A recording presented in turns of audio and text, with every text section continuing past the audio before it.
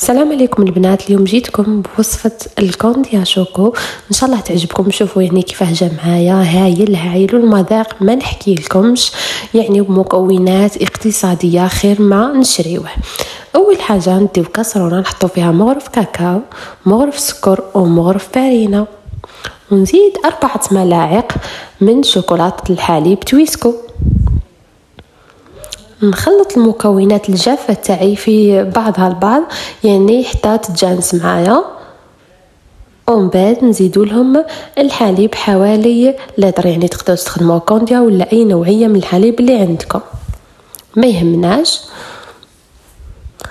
ومن بعد نخلط المكونات تاعي حتى كما راهو في الصوره، يعني يتجانس لي الحبيبات كامل اللي تحلوا لي في بعضهم. وهنا بعد ما حطيناه فوق النار نستمروا يعني بالخلط باه هذوك الكويرات اللي عندنا يتحلوا كامل، ويعني ما نخليوش تيختار بزاف ونطفيو عليه.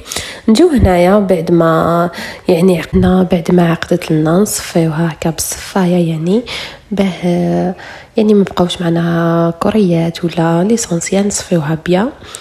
ومن بعد نخليوها تبرد شويه البنات، يعني ماشي كيما هكا وتروحوا تحطوها في القاروره، خليوها تبرد حوالي ربع ساعه.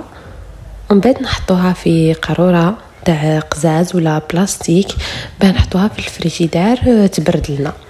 المهم تكون قاروره يعني مغلقه.